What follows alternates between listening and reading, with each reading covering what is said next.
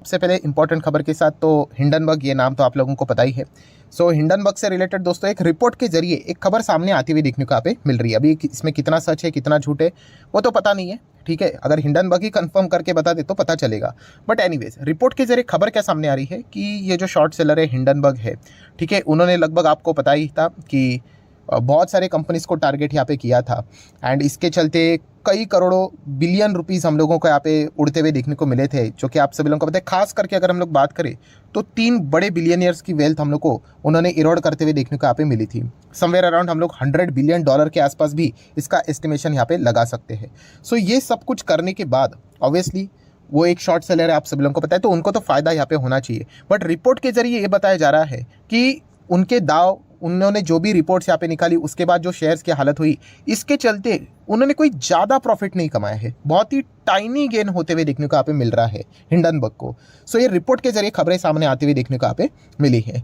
सो अगर हम लोग बात करें तो 3 बड़े, आप लोगों को पता ही है कि मतलब अगर हम लोग बिलियनियर्स की अगर बात करें तो आप सभी लोगों को पता ही है, इकैन एंटरप्राइज की बात करें, इनके ऊपर भी उन्होंने यहाँ पे आरोप लगाया था। इसके चलते स्टॉक ज़बरदस्त क्रैश हुआ था। अगर साल भर की अगर हम लोग बात करें तो आप स्टॉक देख सकते हो कितना ज़बरदस्त यहाँ पे क्रैश हुआ था, ठीक है। अभी तक वापस रिकवरी हुई नहीं है। देन अगर हम लोग ब्लॉक की बात करें, ठीक है, ट्विटर से रिलेटेड, तो इधर भी बहुत सारे आरोप उन्होंने लगाए थे। तो यहाँ पे भी हम लोग को अच्छी खासी गिरावट होती हुई देखने को मिली थी टॉप लेवल से। एंड देन अदानी ग्रुप से रिलेटेड हम सभी लोगों को पता ही है कि अच्छी खासी गिरावट तो अदानी ग्रुप में, मतलब जो 10 स्टॉक अदानी ग्रुप के देखने को यहाँ पे मिल जाते हैं। अदानी एंटरप्राइज की अगर हम लोग बात करें तो आज भी टॉप लेवल से लगभग 38 to 40% डाउन देखने को यहाँ पे मिल रहा है। देन पोर्ट की अगर हम लोग बात करें तो टॉप लेवल से लगभग 18 से 19% हम लोग को डाउन देखने को यहाँ पे मिल रहा है। देन अदानी टोटल की अगर बात करें तो हालत कुछ ज़्यादा ही खराब है, 80% गिरावट देखने को मिल रही है टॉप लेवल से। मतलब जहाँ से गिरावट हुई है वहाँ से कैलकुलेट करें तो ये तो 83% माइनस में जाते हुए देखने को यहाँ पे मिला है, ठीक है। देन पावर के सोल्यूशन, मतलब इसका नाम अभी पहले अदानी ट्रांसमिशन हुआ करता था, ठीक है, तो वहाँ पर भी अगर आप चेक करोगे तो ऑलमोस्ट 80% की गिरावट हम लोग को टॉप लेवल से देखने को यहाँ पे मिल रहा है। मतलब रिपोर्टिंग के बाद हम कह सकते हैं कि अच्छा खासा नुकसान यहाँ पे होते हुए देखने को मिला है ग्रुप का। 61% की गिरावट ग्रीन में टॉप लेवल से देखने को मिल रही है, वो भी 1 साल के अंदर अंदर। अगर आप लोग एकदम ही टॉप से कैलकुलेट करोगे तो लगभग 60 से 70% की गिरावट हम लोग को देखने को यहाँ पे मिली है। देन एसीसी सीमेंट की बात करें तो यहाँ पे भी लगभग 20-22% की गिरावट टॉप लेवल से है। अंबुजा सीमेंट की अगर हम लोग बात करें तो 18% की गिरावट टॉप लेवल से देखने को मिल रही है। एंड आखिरी कंपनी उनकी कौन सी थी? एनडीटीवी। सो एनडीटीवी में भी लगभग टॉप लेवल से लगभग 60% की गिरावट रफली हम लोग को एनडीटीवी के शेयर में देखने को यहाँ पे मिली है।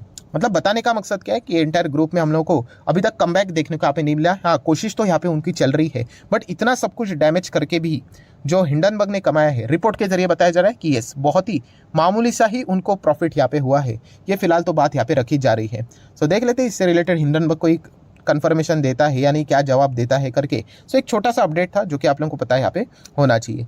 नेक्स्ट अगर हम लोग बात करेंगे दोस्तों तो यस, जोमेटो अगर हम लोग कहे तो आज के दिन वापस हम लोग को 100 रुपये के ऊपर जाते हुए देखने को मिला। मतलब 3 डिजिट में वापस, मतलब जो इसकी शुरुआत हुई थी आप चेक कर सकते हो, यहाँ से शुरुआत ज़बरदस्त होती हुई देखने को मिली थी। उसके बाद तो लगभग 50 रुपये उसके नीचे भी चला गया था एंड अभी वापस 100 रुपये को टच यहाँ पे किया था।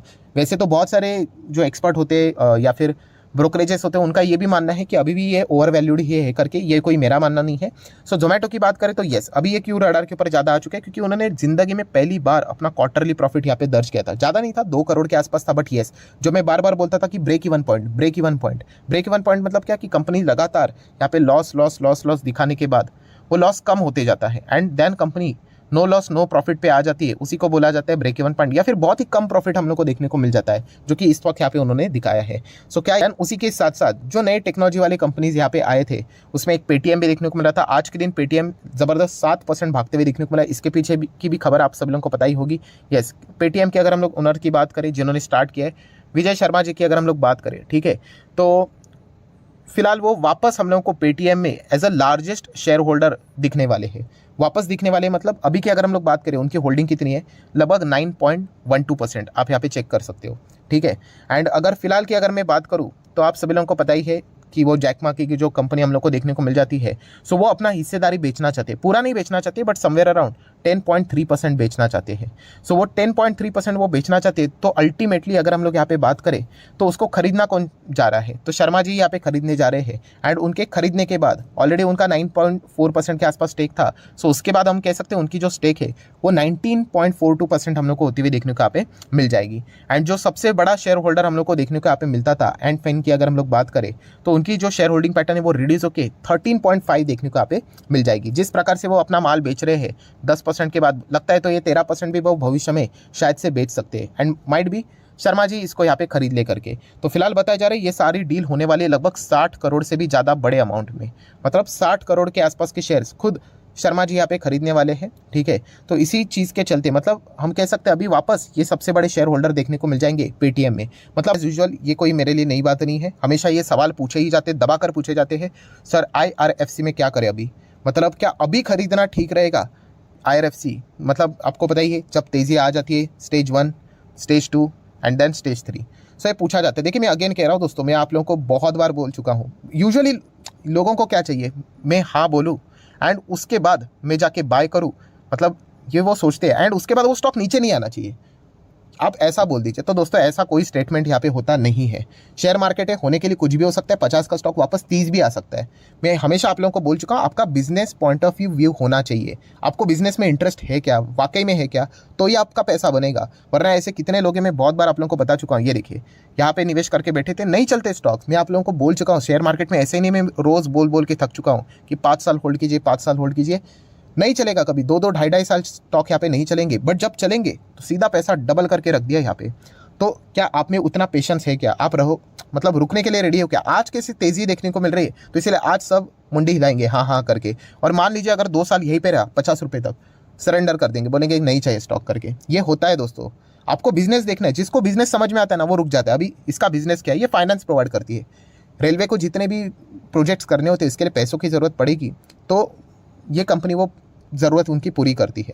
तो एंड प्लस जो भी चीज़ें प्रोवाइड करती है सरकार बैक गारंटी रहती है, तो एनपीए भी कुछ नहीं, टैक्सेशन भी कुछ नहीं, तो ये एडवांटेज रहता ही है। सो बिजनेस के हिसाब से आप जाना चाहते हो तो डेफिनेटली चाहो तो जा सकते हो, बट आपका नज़रिया लॉन्ग टर्म का होना चाहिए। आप कहोगे कि मैं 5 साल होल्ड करने के लिए रेडी हूँ, तो फिर 5 साल के बाद थोड़ी ना 50 का रहेगा। ठीक है, 50 का 40 हो सकता है, 30 हो सकता है, बट 5 साल के बाद थोड़ी ना 85 ही रहेगा, उसके ऊपर रहेगा। बट प्रॉब्लम वहीं पे आती है कि हम लोगों को बॉटम पकड़ना होता है कि यही से अगर वो 40 आ गया तो हम लोग बोलेंगे अरे यार 40 आ गया। तो ऐसा नहीं, ये किसी के हाथ में नहीं होता है, ये ऊपर नीचे चलता रहता है। एंड प्लस अगर हम लोग बात करें तो शेयर होल्डिंग पैटर्न भी देख लेना, 86% प्रमोटर के पास है। हाँ, OFS जल्दी आने की कोई संभावना नहीं, क्योंकि 2021 फिर 22 23 24 2024 तक का टाइम है इनके पास, तो अच्छा खासा टाइम अभी तक है। बट येस कभी भी OFS आ सकते हैं, इतना टॉप लेवल पे ना, जैसे कि RVNL में आया था। क्या RVNL में जा सकते हैं? तो देखिए OFS का जो लटकती हुई तलवार थी वो भी खत्म हो चुकी है। बट बिजनेस आपको पसंद होना चाहिए। अगर आपको बिजनेस पसंद नहीं है ना, देखिए मुझे वो लोग बहुत अच्छे लगते हैं जो कमेंट सेक्शन में ओपनली कहते हैं कि सर आप तो बोल रहे थे ये स्टॉक अच्छा करेंगे और कर भी रहे, बट हम लोगों ने नहीं खरीदा क्योंकि हमें सरकारी कंपनी में जाना ही नहीं है। बहुत अच्छा लगता है क्योंकि उनका विजन ही क्लियर है, नहीं जाना है तो नहीं जाना है। तो ऐसा ही होता है कि आपका डिसीजन क्लियर होना चाहिए कि जाना है कि नहीं जाना है। ऐसा नहीं होना चाहिए कि बस तेज़ी देख ली, कल 125 का स्टॉक अगर मान लीजिए 80 पे आ गया तो आप खुश होने चाहिए कि अरे सस्ते दाम में मिल रहा है, तो लोग उल्टा हो जाते हैं, बोलते हैं अरे यार मेरे बाइंग प्राइस के नीचे चला गया, अभी मैं क्या करूँ।